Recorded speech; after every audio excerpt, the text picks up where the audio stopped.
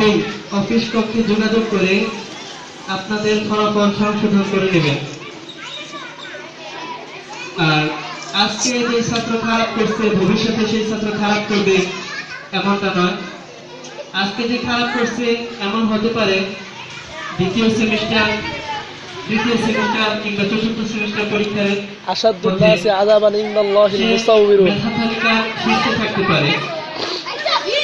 তাই আজকে তোমরা যারা মেধা তালিকায় থাকার কথা থাকলেও তোমাদের বিভিন্ন ধরনের সমস্যার কারণে যদি তোমরা কখনো পিছিয়ে যাও, তোমরা হতাশ হও না।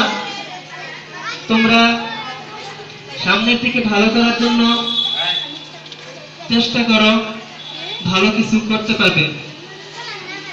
আজকে শুধুমাত্র এখানে প্রথম সেমিস্টার পরীক্ষার মেধা স্থানের ঘোষণা করা হবে।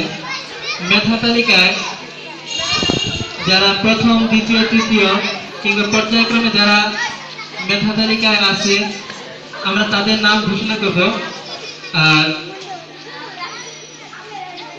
আমাদের এই ফলাফল সংরক্ষণের জন্য সারা বছরের জন্য একটা বার্ষিক প্রগতিপত্রের ব্যবস্থা আছে, যে কথা জহির স্যার ইতিমধ্যে